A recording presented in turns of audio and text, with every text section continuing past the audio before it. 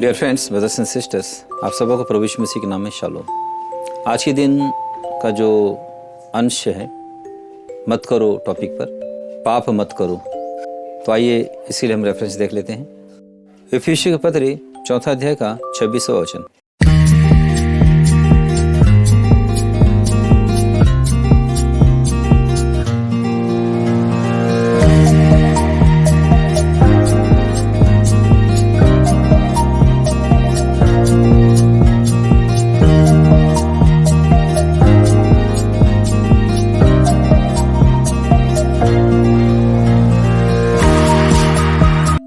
इफिसियों के पत्री 4 अध्याय का 26वां वचन। क्रोध तो करो, पाप मत करो। सूर्य अस्त होने तक तुम्हारा क्रोध न रहे। क्रोध मनुष्य का सबसे अधिक विनाशक पाप है। यह एक ऐसा पाप है जिसे हर एक व्यक्ति कर सकता है। एक छोटा बच्चा भी जब क्रुद्ध होता है तो अपना भोजन त्याग देता है और परिवार की शोभा बिगाड़ देता है। पत्नी आवेश में आकर अपने सिर में भयंकर पीड़ा उत्पन्न कर लेती है। पति क्रोध के कारण अपनी भूख खो देता है। परिवार का प्रत्येक सदस्य इसके बुरे परिणाम का शिकार होता है। मनुष्य के स्वभाव की इस बीमारी से कोई भी व्यक्ति बचा नहीं होता। क्रोध के कारण दिल में संताप, घर में कलह, समाज में फूट और राज्य में बलवा होता है। इस क्रोध के कारण होने वाली कलह की तेज आंधी से घर नष्ट हो जाते हैं। क्रोध ही के कारण होने वाले झगड़ों से व्यावसायिक संबंध टूट जाते हैं। मित्रता भी अक्सर क्रोध के भारी हथौड़े की चोट से टूट जाती है। बाइबल और कलीसिया भी क्रोध की आलोचना करते हैं। यह अपने शिकार पर आक्रमण करके उसे शारीरिक और मानसिक हानि पहुंचाता है। इस प्रकार यह आक्रमण और मानहानि और हत्या करने वाला है। यह तेज धक्का देने वाली बंदूक की तरह है जो शिकारी और शिकार दोनों को समान रूप से हानि पहुंचाती है। परमेश्वर क्रोध को सहन नहीं करता क्योंकि इसके कारण संसार में इतनी अधिक गड़बड़ी और अप्रसन्नता फैली है। भजन संहिता 37 का 8 में लिखा है, क्रोध से परे रह और जलजलाहट को छोड़ दे, मत कोड़, उससे बुराई ही निकलेगी।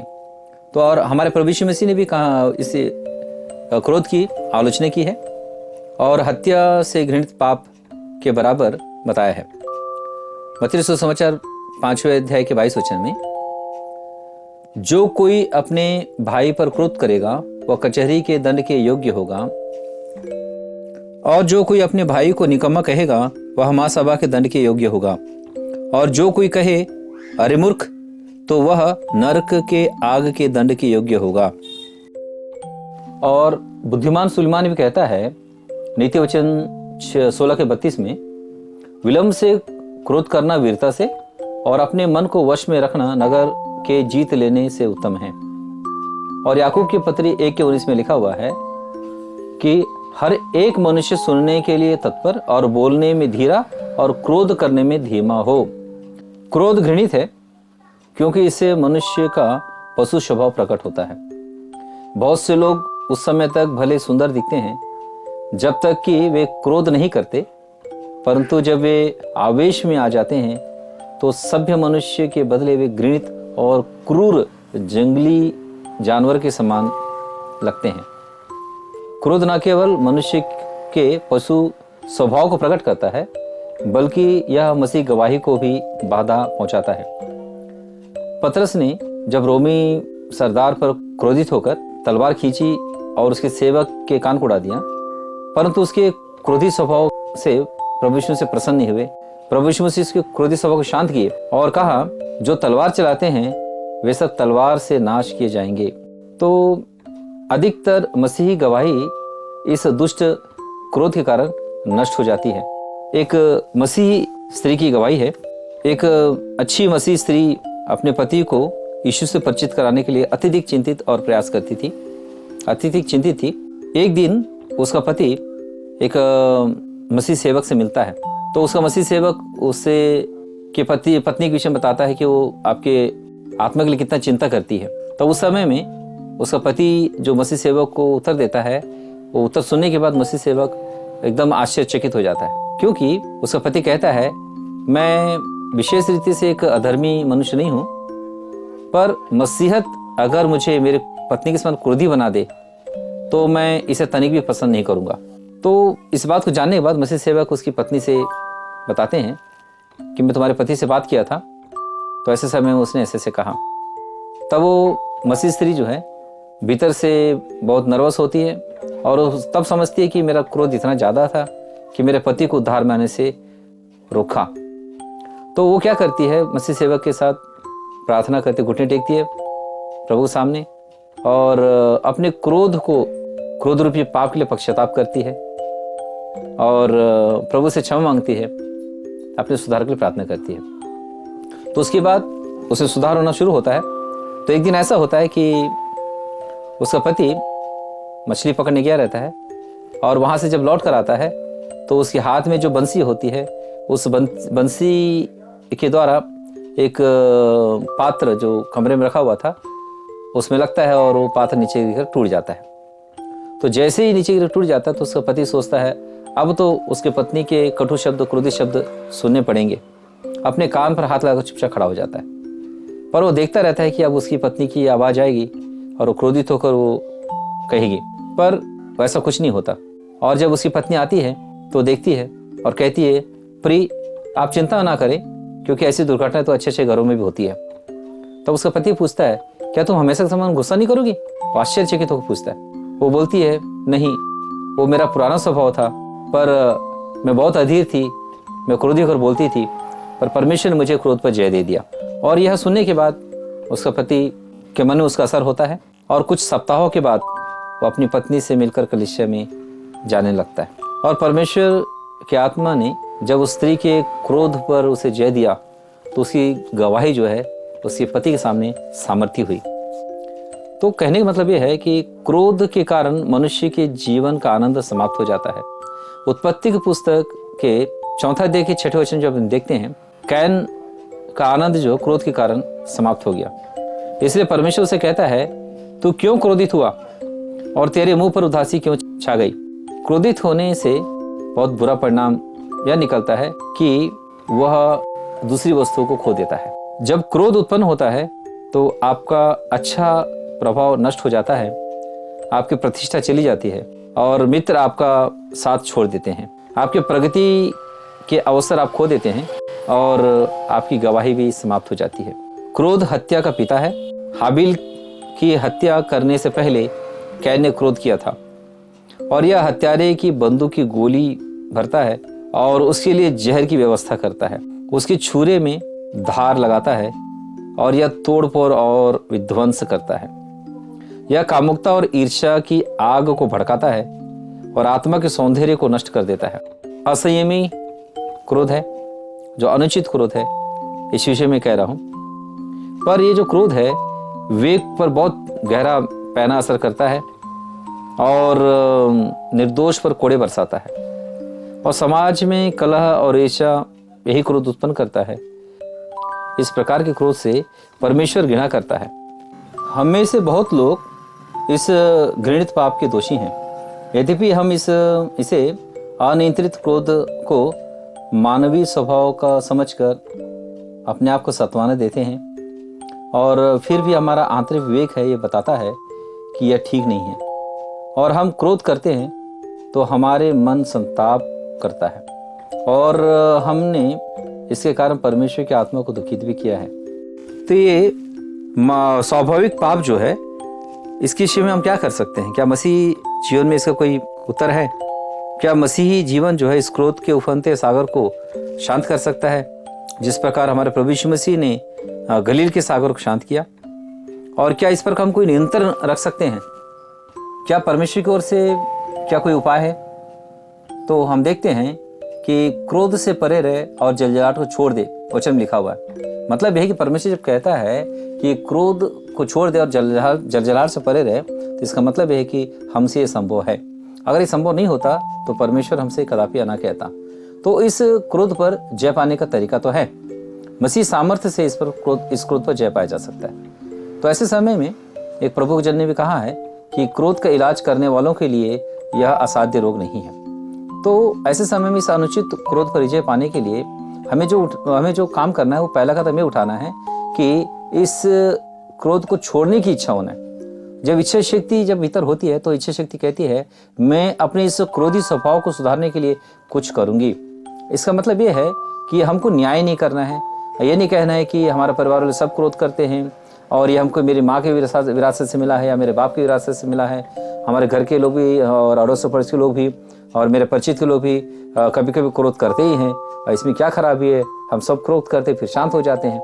ऐसे करके सोचकर इसका पक्ष नहीं करना है। पर क्या करना है कि ये जो क्रोध है ये बहुत क्रूर है परमेश्वर की दृष्टि में और घृणित पाप है करके अपने मन को बताना है।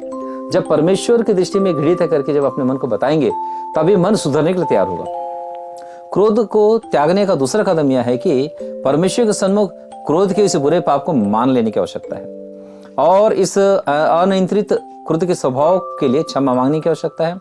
और यदि क्रोध को पाप मान लेते हैं तो ऐसे समय में बिना कारण के क्रोध करने से परमेश्वर का सामना करना पड़ सकता है और परमेश्वर दृष्टि में यह घृणित है तो ऐसे समय इस घृणित पाप को करने से बचने के लिए प्रयास करना पड़ेगा। और ऐसे समय में ईश्वरीय विधि को ढूंढने का प्रयास करेंगे कि इस क्रोध पर कैसे जय पाएं। तो हमारे पास एक वचन आता है, पहले यूहन्ना की पत्री पहला अध्याय का 9वां वचन में लिखा हुआ है, मैं पढ़ रहा, ध्यान दें। यदि हम अपने पापों को मान लें तो वह हमारे पापों को क्षमा करने और हमें सब अधर्म से शुद्ध करने में विश्वास योग्य और धर्मी हैं। तो हम इस वचन से परिचित हैं और ऐसे समय में इस अनुचित क्रोध को जो अधार्मिक है और मसीह के स्वभाव के विपरीत है, परमेश्वर ने अपने प्रेम और करुणा दोनों में प्रतिज्ञा की है और वह क्रोध के पाप से क्षमा करके हमें शुद्ध करेगा। तो इसका अर्थ यही हुआ कि हम अपने क्रोधी स्वभाव को त्याग कर कायर बन जाए? नहीं, इसका अर्थ बिल्कुल ये नहीं है। पर हमारा स्वभाव जो है क्रोध के में जो नष्ट होता है हमारे लिए आशीष का कारण बन जाए और हमारी जीव जो निंदा करने का कार्य करती है वह प्रभु की स्तुति करने लगे। दूसरों को हानि पहुंचाने वाले हाथ चंगा करने वाले हाथ बन जाए और पैर जो कभी हिंसा के मार्ग में जाते थे अब प्रेम और सेवा के मार्ग में चलने वाले बन जाएं।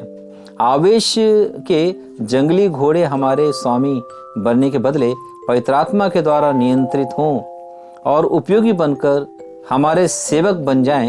यीशु मसीह का, हमारे प्रभु यीशु मसीह का यही अर्थ है जब उसने कहा धन्य है वे जो मन के दीन हैं।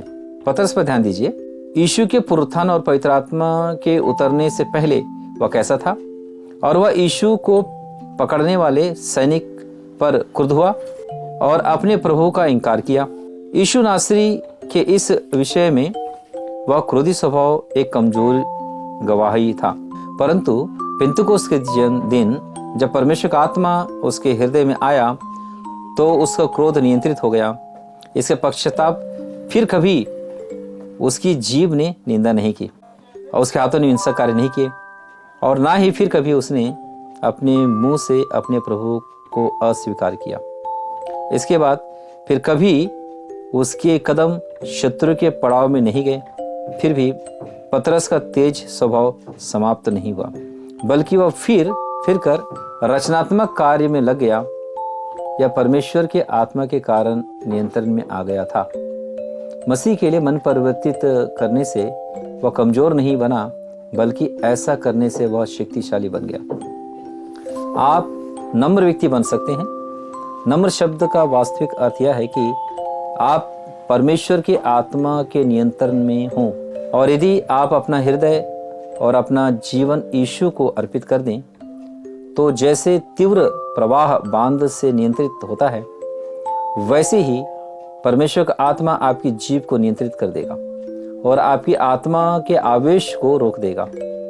बाइबल हमें उचित क्रोध के बारे में भी बताता है, उचित क्रोध के विषय में शिक्षा देता है। यह सत्य है कि किसी अवसर पर जब हम क्रोध के उचित स्वरूप का उपयोग नहीं करते तो वास्तव में हम पाप करते हैं, पर क्रोध का यह उचित स्वरूप परमेश्वर की दृष्टि में प्रशंसनीय है।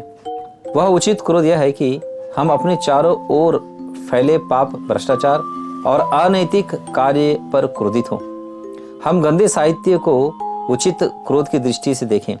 उच्च स्थानों में पलने वाले उन भ्रष्टाचारों पर उचित क्रोध प्रदर्शित करें जो समय समय पर प्रकट होते हैं।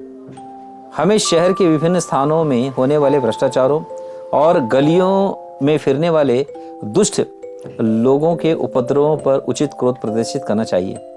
हमें इन बुरी बातों के प्रति अवश्य ही क्रोध करना चाहिए। हम तीसरे प्रकार का क्रोध भी देखते हैं जिसे परमेश्वर का क्रोध कहते हैं।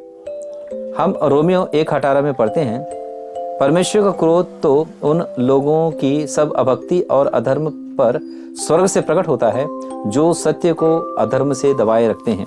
फिर हम कुलुस्सियों की पत्री 3:6 में पढ़ते हैं, इन्हीं के कारण परमेश्वर का प्रकोप आज्ञा ना मानने वालों पर पड़ता है।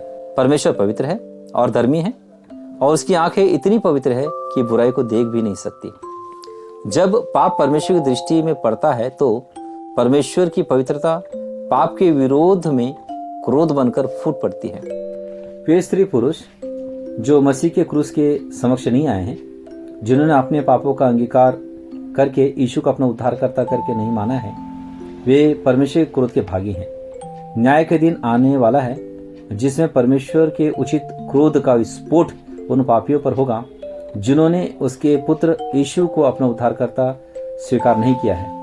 और यदि आपने मसीह को अपना उद्धारकर्ता स्वीकार नहीं किया तो जब आप न्याय के दिन उसके सामने उपस्थित होंगे तो वह आपसे कहेगा, हे श्रापित लोगों, मेरे सामने से उस अनंत आग में चले जाओ जो शैतान और उसके दूतों के लिए तैयार की गई है।